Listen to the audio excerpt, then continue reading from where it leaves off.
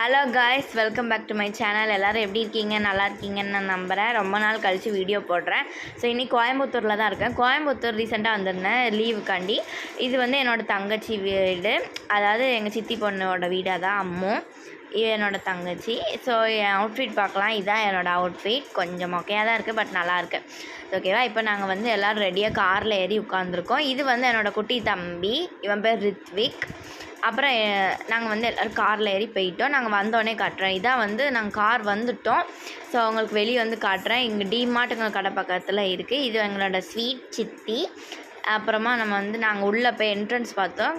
நல்லா தான் இருந்தது.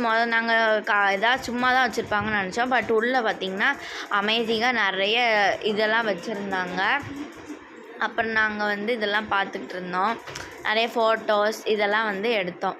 அப்புறம் பார்த்திங்கன்னா நிறையா பூச்சி, இது என்ன விலங்குன்னு எனக்கு தெரியல. உங்களுக்கு தெரிஞ்ச கமெண்டில் சொல்லுங்கள்.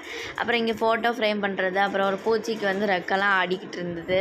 அப்படியே இங்கே ஒரு வாட்டர் ஃபால்ஸ் மாதிரி கலர் கலராக இருந்தது. அது பார்க்கவே ஜாலியாக இருந்துச்சு. அப்புறமா நாங்கள் அப்படியே நடந்து போயிட்டே இருந்தோமா. அப்புறம் நான் என் மூஞ்சை பார்த்துக்கிட்டேன் நல்லா இருக்கா அப்படின்னு. அப்புறம் பார்த்திங்கன்னா உள்ளே போக தான் தெரியுது எவ்வளோ பெரிய பூச்சியெல்லாம் இருந்துச்சுன்னு.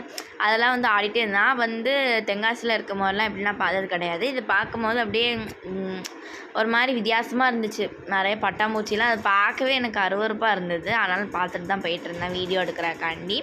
அப்புறம் நிறைய ஸ்கார்பியன், அப்புறம் ஹனி பீஸ் அதெல்லாம் வச்சுருந்தாங்க. அப்புறம் உள்ளே போனோடனே தான் நிறைய கடைலாம் இருந்தது. பார்க்கணுன்னே சரி எதை வாங்கணுன்னு ஆசையாக இருந்துச்சு. பட் முதல்ல வந்து ரைட்லாம் போயிட்டு வரலாம் அப்படின்னு சொல்லிட்டு ஜெயிண்ட் வீல்லாம் பெருசாக இருந்துச்சு. பட் எனக்கு அதில் போகலாம் பயம். ஸோ அதனால் அப்புறம் பார்த்திங்கன்னா ஒரு ட்ரெயின் போனேன்.